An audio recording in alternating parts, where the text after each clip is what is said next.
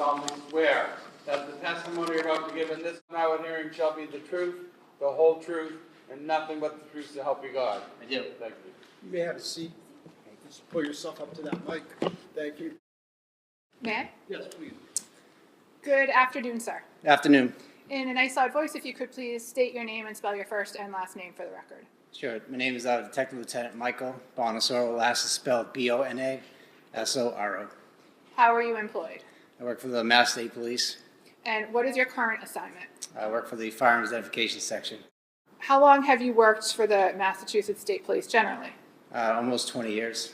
If you could give us a brief recitation of your assignments within the State Police. All assignments are what I'm doing now. Start from when you graduated from the academy, briefly. Okay. All right. So graduated the academy in 2006. From there, was on the road for a few years. Transferred into the Firearms Identification Section. Stayed there for approximately 12 years. Transferred out of there. Went to the Narcotics Inspection Unit for a year and a half. Went to the duty office for a few months. Back to the Narcotics Inspection Unit, and then to Firearms Identification Section again to work as the executive officer and now the unit commander. And so how long has your current assignment with the Firearms Identification Unit been? Since I've been back, a little over 3 years. What does the Firearms Identification Unit do? So we have many responsibilities. So we respond to crime scenes, preserve the evidence, document the scene. We do microscopic comparisons of fired bullets as well as discharged casings. We attend autopsies, we destroy weapons, and we do functionality of weapon certifications. How many troopers are assigned to your unit statewide? There's a total of 18 of us assigned statewide. And what are your responsibilities as the detective lieutenant in charge? So I look at training, make sure we're up to accreditation standards for lab protocols, making sure all of our protocols are in line with the current definitions of Mass General laws. Look at different aspects of how we respond to scenes, how we collect evidence, how we interpret evidence, looking at the definitions of firearms, ammunition, semi-automatic pistols, rifles, shotguns, assault weapons, different stuff like that. It's more of a managerial role. We're looking at making sure everybody has the training that is required amongst them and authorizing them to do the casework when they have achieved all of their training. And fair to say that you still, from time to time, respond to scenes yourself? Yes, so as of right now, we're down a few supervisors, so I took on the role of going to these more high-profile scenes to observe my other ballisticians, collect evidence, as well as do some of the hands-on work myself. Can you briefly summarize some of the specialized training you've received over the years with respect to firearms? Sure. So when you go into the Firearms Identification, it's a 2-year apprenticeship program. You work with other senior ballisticians.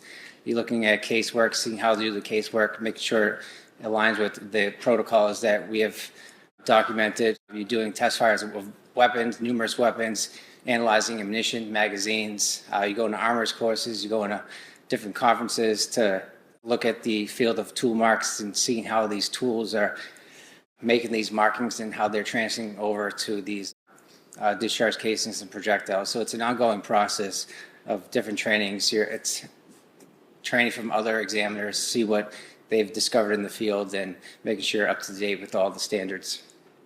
And the armorers courses that you've gone to, have you gone to numerous with respect to the common gun manufacturers in the United States? Yes, I've gone to several rifle, shotgun, firearm armorers courses. Can you estimate how many weapons you've examined over the course of your career? Hundreds. And how many weapons have you test fired? Over hundreds of them as well. And do you also have the opportunity to examine ammunition as part of your work in the Firearms Identification Unit? Yes, looking at the components of ammunition, yes. Okay. And one of the components of ammunition is projectiles? Correct. And you've examined estimate how many projectiles over the course of your career? Thousands. And how many scenes have you responded to? Hundreds of scenes. And have those been both fatal and non-fatal shooting scenes? Yes. Have you conducted and participated in the microscopic examination of ballistic evidence? Yes, several. Approximately how many times? I would say over 100 cases. And have you had the opportunity to testify in the courts of the Commonwealth? Yes, several courts. And if you could name a few of those courts. Middlesex Superior District, Suffolk Superior District, Worcester Superior District.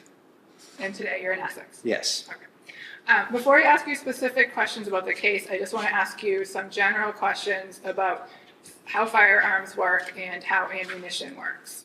Can you explain the components of a live round? So we have several components. So you have the casing that encompasses everything. You have the powder that's inside of it, and then you have the projectile, and you also have the primer. So you need all these components to make ammunition. So all these components combined will make one combustible material. You'll have what's called a firing pin. It'll strike the primer. Primer will ignite the powder inside of the casing, which holds everything together. Once the gas is built up from the burning of the powder, the projectile will leave that casing. So the projectile is what's commonly known as a bullet, Yes. and the casing is what is often recovered at crime scenes? It's also referred to as a discharged cartridge casing, so it's been extracted from that firearm. Is there a way for you to determine whether a round has been discharged from a working firearm? There is. So you're looking at the tool marks of what's left over on that discharge casing or that projectile. So originally, you look at the class characteristics. Does it have the same design features as that firearm? Is in regards to a projectile, is the twist going to the left or the right based on that design feature of that firearm? If it twists to the left, it would sometimes be 6, 5, 4 right twists. So you look at these characteristics, make sure they are in line, and then move forward into what's called individual markings. As firearms are produced, they're produced by tools. As tools are making these firearms, the tools are wearing away. You also have little pieces of metal that get in front of the tools, which will create unique marks. There isn't one firearm that is the same due to the fact that you'll have material that's in front of these cutting edges. And is it fair to say that when a cartridge is new or from the box, it does not have these particular tool marks you're looking for? It shouldn't have any of the tool marks. It may have some type of markings, what's called bunter marks on a discharge casing. This is from stamping that live cartridge to indicate what caliber and manufacturer of that live cartridge. Did you say what marks? A bunter mark? A bunter mark? Can you spell that for the court? It's bunter. And that's the stamp that reflects the caliber of ammunition? The caliber as well as the manufacturer. Thank you. When a casing comes apart from a projectile, does it come out with velocity? It does. And are you able to determine anything about where a particular gun was fired based on where a casing or casings are recovered? I can't really determine the exact location. It should land in the general vicinity of the shooter, but you also have variables if that casing was kicked or manipulated in some way, or if it deflected off another object. And I think we just talked about this, but what does caliber refer to? Caliber is the diameter or length of that casing. I'd like to talk about a semi-automatic firearm. Are you familiar with those? Yes. And how does a semi-automatic firearm work? So it requires a trigger per firing of that weapon. So you pull the trigger, will cause either a hammer or a firing pin to move forward. Will strike the primer. After it strikes the primer, it will cause an explosion. Explosion is going to cause that slide to go backwards. The extractor is going to extract that casing, which is attached to that slide. It's going to hit what's called an ejector. The ejector is going to extract that discharge casing out of the ejection port, and it's going to continue the cycle. This slide is going to move forward now because it's under spring tension. It's going to pick up that other live cartridge that's in the magazine well and load the next live cartridge. But does the user have to do something first before they are able to pull the trigger and have a projectile fire? So they would have to load either manually or with a magazine. So a live cartridge has to be inserted into the chamber. And does the slide does the slide have to be pulled back? The slide has to be racked to the rear, yes. And so the slide has to be racked to the rear just one time before the shots are fired? Yeah, so you have to essentially cock the firearm. So you have to put some external force on that firing pin or that striker to hold it in place. When you pull the trigger, you're going to have that transfer bar or that trigger bar, whatever you want to call it, will actually drop. It will engage that trigger bar or that striker to move forward and move past the aperture, which is the circular portion, and right in front of the primer that sits in front of the chamber. So all these things have to happen, but initially you have to have a cocked firearm for it to happen. So you have to load that live cartridge and put some external force on that slide to cock it. And is cartridge synonymous with magazine? A cartridge versus magazine. So a cartridge would seat in a magazine. So the cartridge holds the projectiles or casings in the magazine? Yes. Okay. And what part of the gun is the magazine? So it's an external piece that's inserted into a magazine well. So a user would take the magazine, enter a cartridge which contains the bullets, and then seat it in the handle of a semi-automatic weapon? So the person would load the ammunition inside of the magazine. The magazine will have a spring tension as well as a follower on top. That spring tension pushes that live cartridge to the top of that magazine at all times. That live cartridge is stripped by the slide or manipulated by putting that live cartridge in the chamber manually, but ultimately you do have to cock that weapon to fire it. I'd like to direct your attention to June 30th of last year. On that date, in the evening hours, did you get called to go somewhere? I did. Where did you get called to go? To a residence in North Andover. What information did you have when you arrived? Information I had was there was police-involved shooting, which required a supervisor to attend the scene. And that's why you went? Yes. What time did you arrive? I don't recall exactly what time. It was in the evening hours. Did anyone else from your unit respond? Yes, I had a trooper, Chris Pierce, as well as trooper Andrew Valeri. And the three of you responded from the Firearms Identification Unit? Yes. And what was your purpose on scene? We wanted to document the scene. We wanted to inventory personnel that were involved in the shooting, whether they fired or not, to inventory their weapons, to account for live cartridges. And again, is that standard procedure for an officer-involved shooting? Yes. When you responded, who was on scene? There was several detectives from the Essex County Detective Unit as well as Andover police personnel. North Andover police personnel? North Andover, yes, Mike, sorry. Were you directed to a particular part of the house? I was. There was a particular part in the top of the stairs where there was a firearm located in a safe, as well as a bedroom where we recovered two discharged casing as well as a projectile. And did you or someone from your unit or someone from the state police take photographs that evening? Yes, we had crime scene services photograph the scene. And what is crime scene services? So they're a unit in Massachusetts State Police. So they photograph the scene, they videotape the scene to preserve the scene, as well as do prints on firearms casings and so on, as well as footwear impression markings. May I approach? Yes. Sir, I'm showing you 9 photographs. I just asked that you take a look at those and let me know. While you're doing that, counsel, Mr. Brady, will the defense be objecting to any of these? I don't know what counsel has up there. Okay, thanks. Do you, I perhaps, thought there was an objection. okay, perhaps when, hold on one second. Perhaps when you're done, when the witness is done, if you can show them to Mr. Bradle, and if, to the extent that you were able to mark a few and you can object to a few, or all of them, or take your time, Mr. Bradle. I understand there's no objection. No objection. Okay, let's have Mr. Wayne mark those individually. You said there were 9? Yes, sir.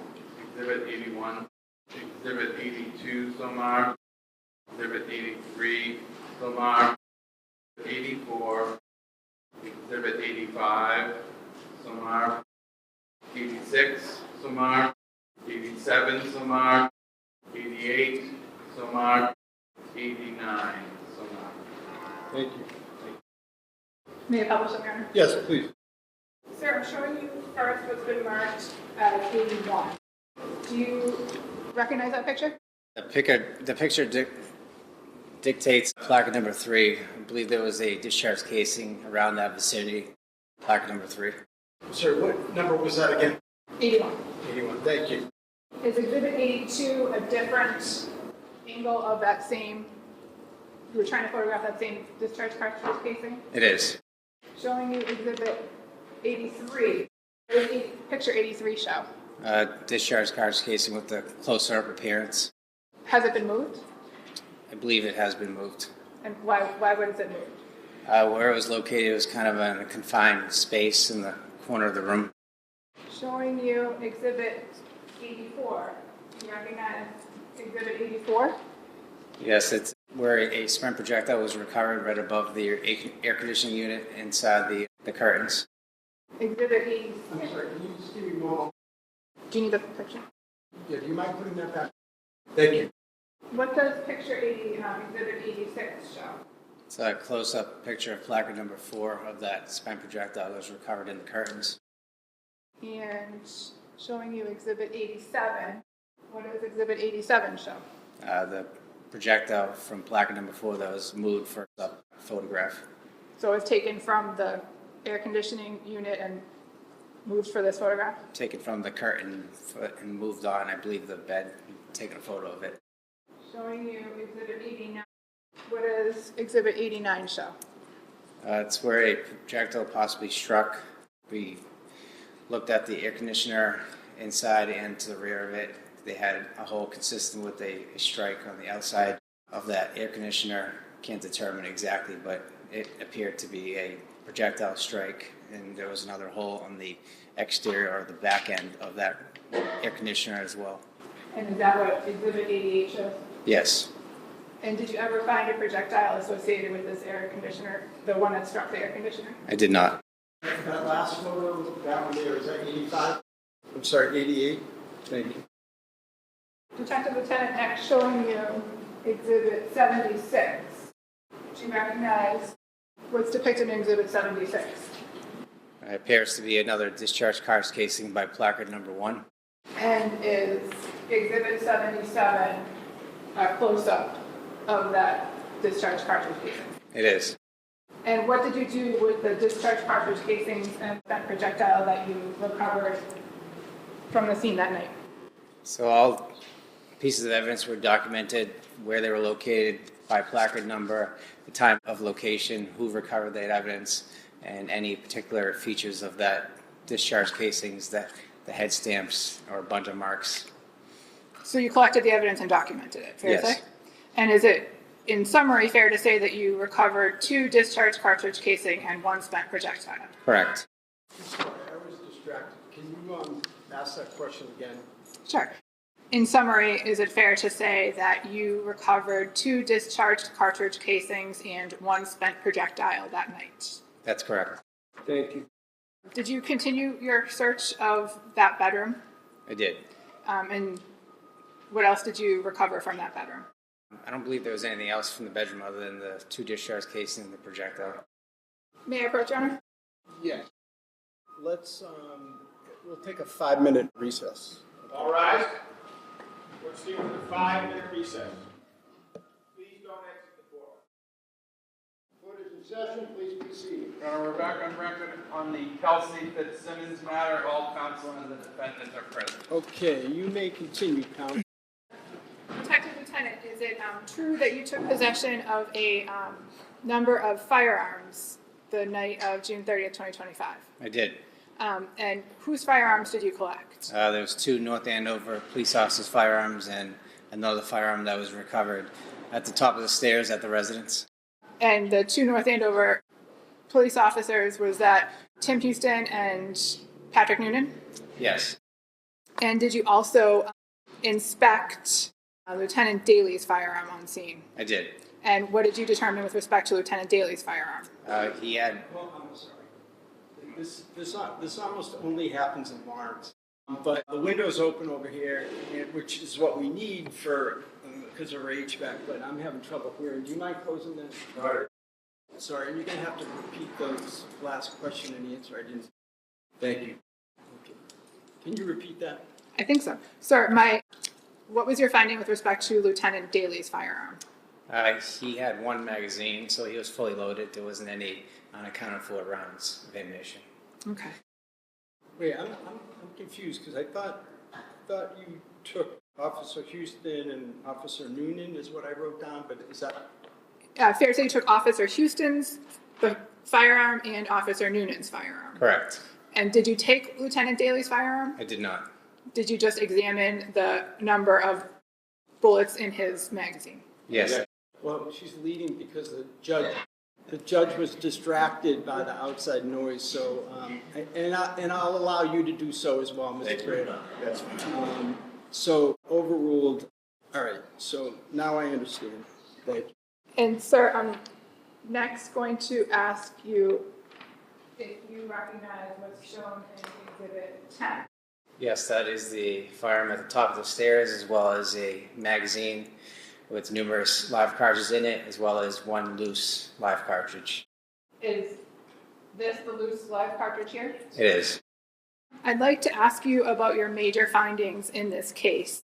Based on your training and experience, did you conduct microscopic analysis with respect to the projectile and cartridge casings that were recovered from the bedroom of Phillipsbrook Road? I did. So I test fired all three weapons and conducted a microscopic examination of the class characteristics as well as the individual markings that were left behind from the firing process. I was able to conclude that the weapon that was fired by Officer Noonan created the discharged casings that were recovered in the bedroom, as well as the spent projectile that was recovered above the air conditioner. And were you able to exclude any weapons? I was able to exclude the other firearms. I'd like to change gears a little and talk about the weapon that was recovered from the black safe at the top of the stairs. Did you do anything with respect to that gun? I test fired that weapon with 2 live cartridges from submitted ammunition. And what was your conclusion? That weapon did not fire the discharged casings as well as the projectile that was recovered. So the gun from the black safe was also excluded from the discharged casings and the projectile that were recovered from the bedroom? Correct. But did the gun operate? It did operate, yes. Was there any problems with its operation? There was no malfunctions. Did you bring with you today a box? I did. And what is contained within that box? I believe it was that Glock firearm that was in question that was recovered at the top of the stairs. Is that box packaged in the standard way that the ballistic unit packages firearms? It is. If you could open the box and explain what is in the content, what's contained within. Yeah, I assume that someone's made sure that this is safe to begin with. I'll do it again, Your Honor. Okay. All right, we have a trigger lock that was provided later. We have the firearm in question. It is safe and empty. There's nothing in the chamber. The slide is locked back to the rear. There's nothing in the magazine well. The weapon is safe and empty. Also, contents of this is you have the 2 magazines that were recovered from the vest that were downstairs on the first floor of the residence. You have the magazine that was recovered in the safe. It was originally loaded with 16 live cartridges, and you have 2 test fires that conducted using that live ammunition from that magazine, as well as the single loose live cartridge that was recovered in the safe. Are you going to ask more questions about that? Because I couldn't keep up. Or should I have them repeated? No, I will ask. Okay, thank you. But in the meantime, may the box and the contents be marked as an exhibit? Yeah, we're going to have to do them individually. I don't want the ammunition to be with the firearm. So let's do that, Mr. Ruane. And also, any objection if Mr. Bradle, if he puts the trigger lock on there? No, Judge. I don't know, are you able to even? For this, I don't object to any meeting for this. I would ask that you just wait to Sure. put the trigger lock on, certainly before it's submitted. Sure. Thank you. How about we do the gun in the box, and then the rest we can tag individually? Sure. Exhibit 90 would be the firearm, Your Honor, in a box. 91 is a magazine, Your Honor. 92 is also a magazine, Your Honor. Is it with the ammunition? Yes, Okay. magazine, Okay. 93 is a magazine. live round, 94, ammunition, 1 round. test fire. 95, test-fired ammunition. 96, test-fired ammunition. The magazine that you recovered from the gun in the black safe, what was the total capacity of that magazine? 17 live cartridges. And is that how many live cartridges that weapon can hold? That's how many cartridges the magazine can hold. So what's called a top-off method. So you load the magazine with the 7 live cartridges. You would chamber around. You take the magazine out of the magazine well, and then insert another live cartridge. So essentially the magazine will be fully loaded with 7, and then there will be 1 live cartridge in the chamber.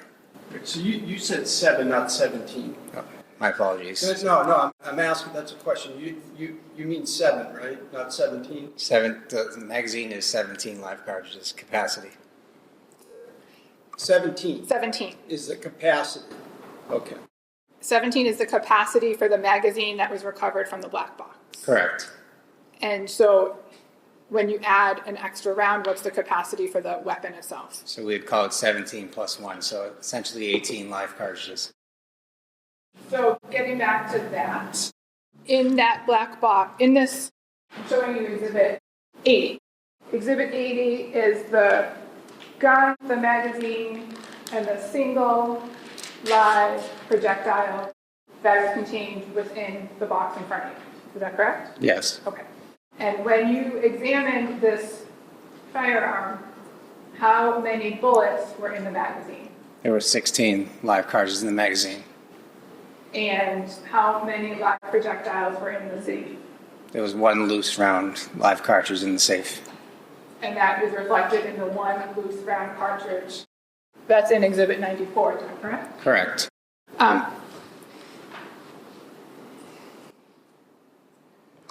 Are you familiar with the term dry fire? I am. What's that mean?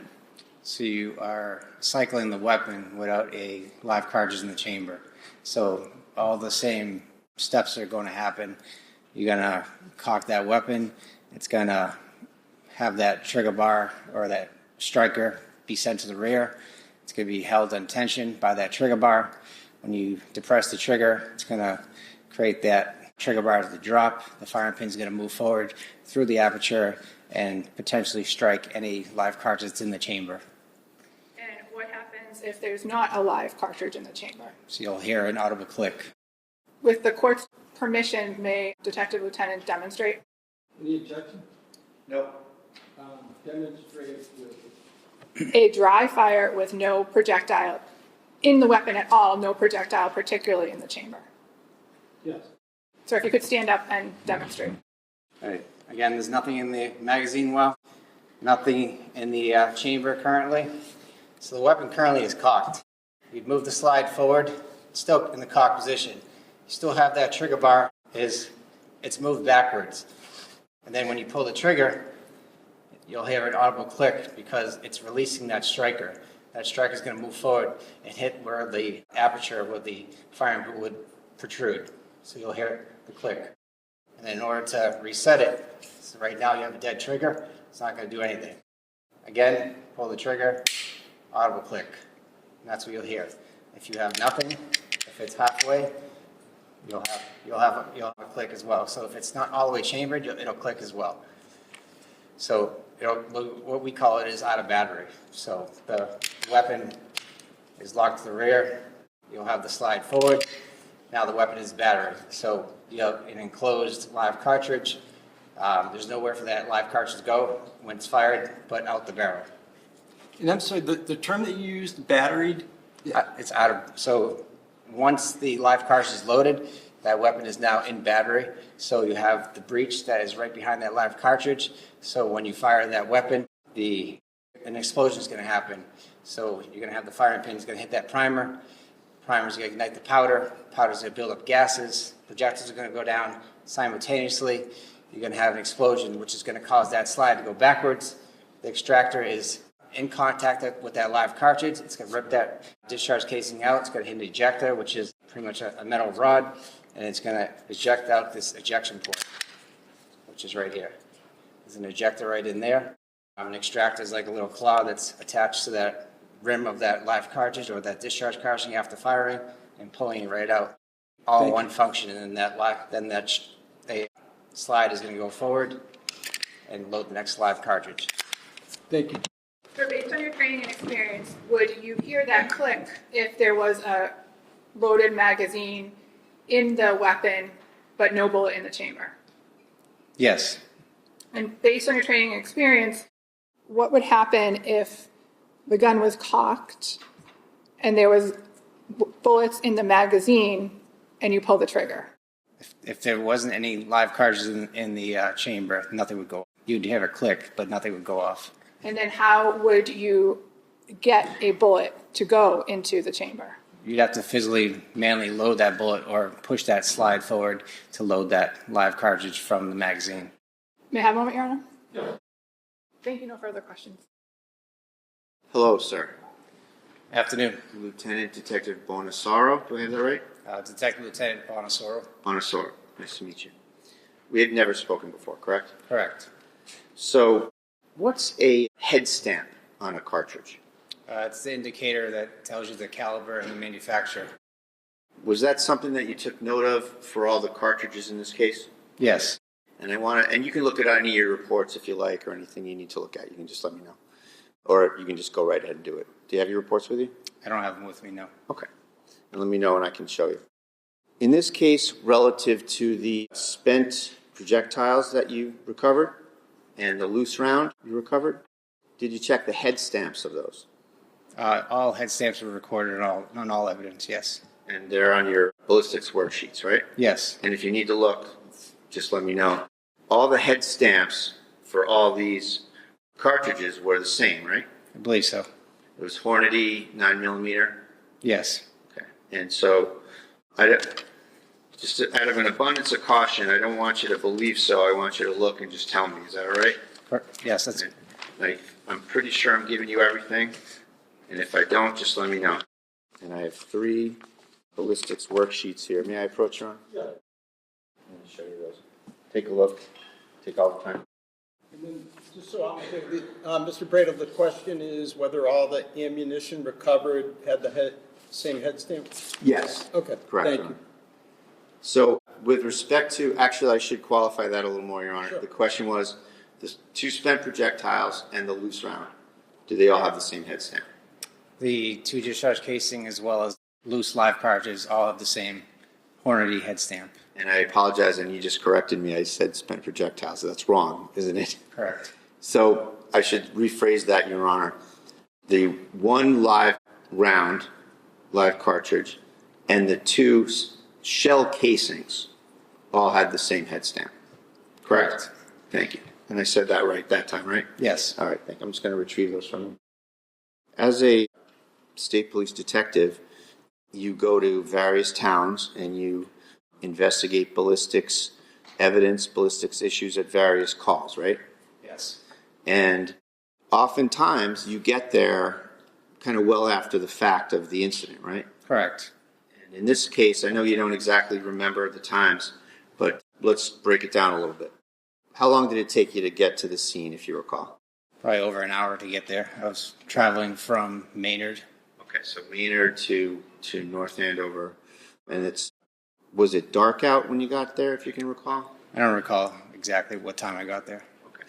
It's fair to say that the scene was secured and there were no civilians around. It was a crime scene that was in the possession of police. Safe to say there was a secure scene, yes. Okay.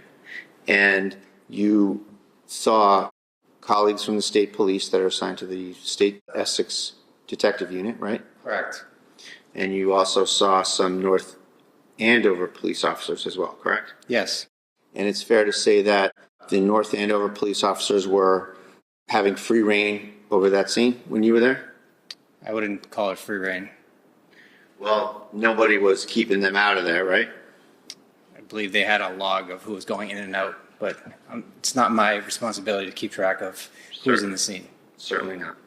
And you oftentimes don't have personal knowledge of what goes with what cartridges from what gun, things like that. Correct. And you often have to rely on what people at the scene tell you. Yes. Yeah. And then you can also, however, apply your science and figure out to a reasonable degree of ballistic certainty what the relationships of certain projectiles, cartridges, and firearms are, right? Yes. Okay. And in this case, you don't have any personal knowledge of the chain of custody of these various firearms, do you? What was recorded in my notes of who I recovered these firearms from is all I can. Well, we can start there, and we'll go through it. So you wrote a report, and again, if you want to look at this, just let me know. You wrote a report that involved 3 Glock firearms, right? Yes. Okay. And actually, it might be quicker, Judge, if I give him one of these, so I don't have to keep going back and forth with that. Lieutenant Detective Bonasoro, you have a copy of your report, right? I do. Okay. And there's other documents too. You have worksheets and other items, correct? Correct. So if you need anything, just let me know, and we can share anything you need. Okay. Okay. What is meant by chain of custody of an item? Who has actual custody of that particular piece of evidence? It's moved from one location to another or one person to another.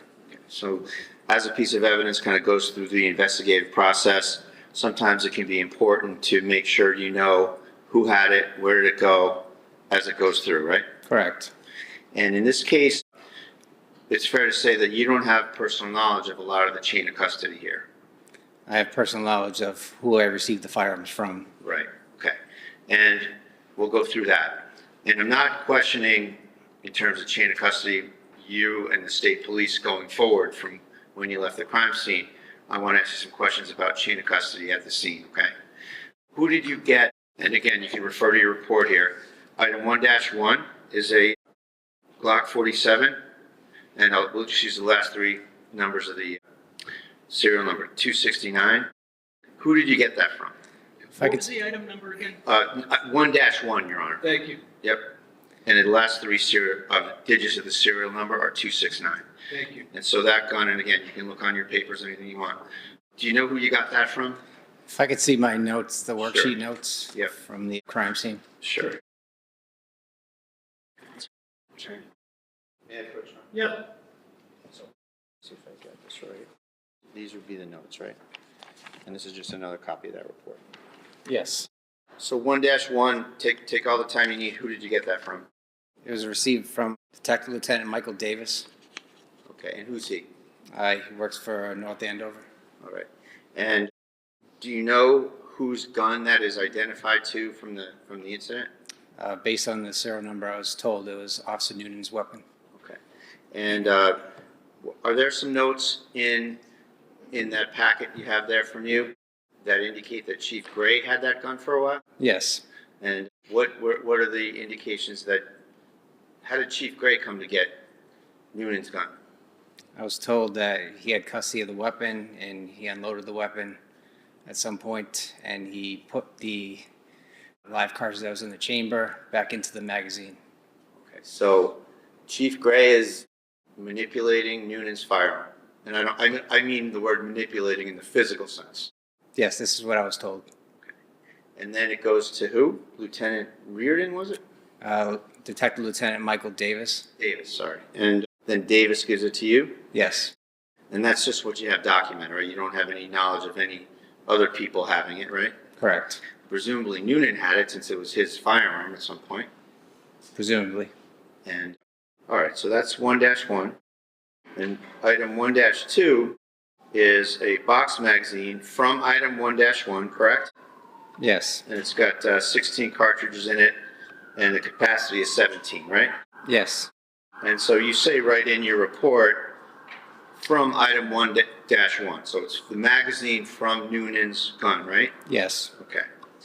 Then 1-3 is a little different, isn't it? Yes.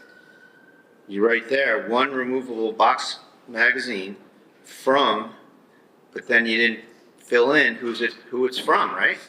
Yes, that was an error on the administrative portion of the report. Okay.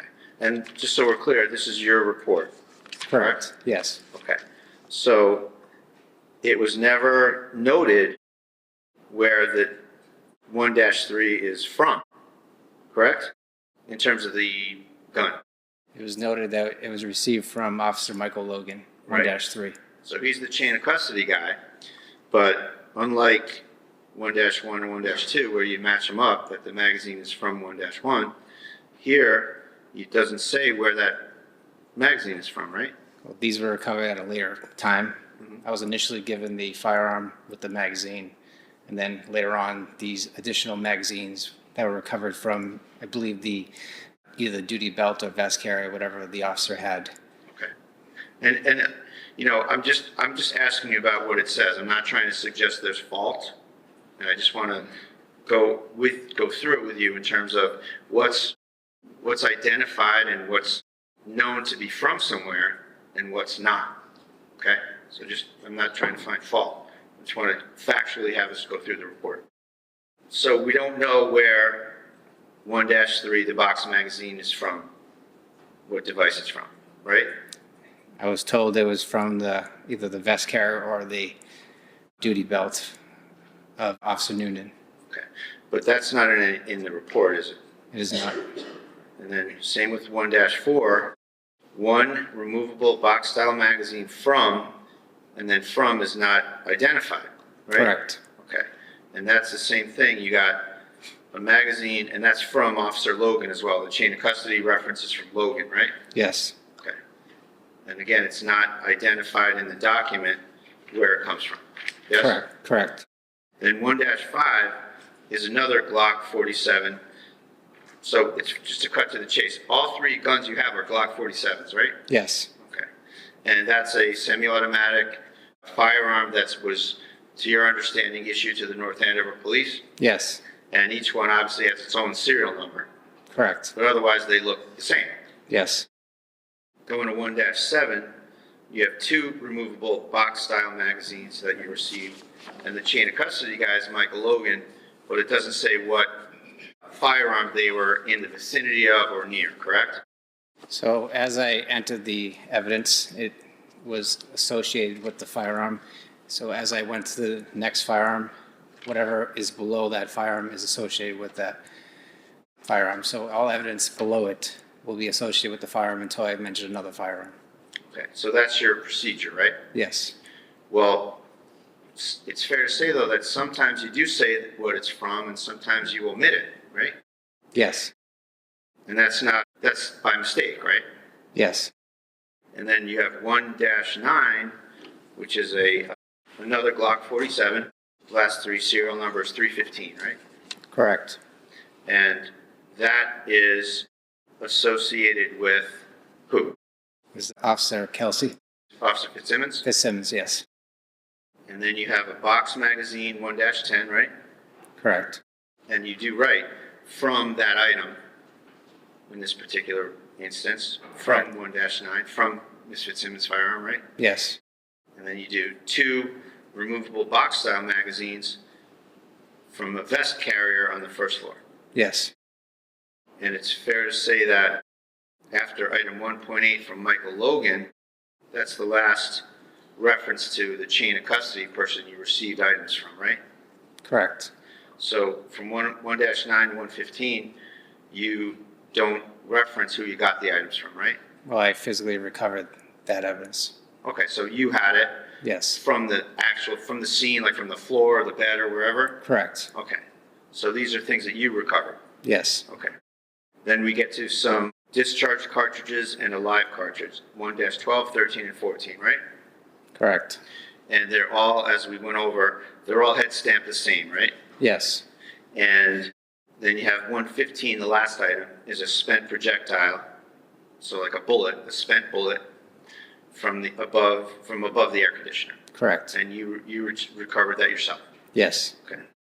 Now, with respect to the live cartridge, the discharge cartridge at 113, and the discharge cartridge at 114, it's fair to say that you applied science. I'm going to just keep it vague for a second.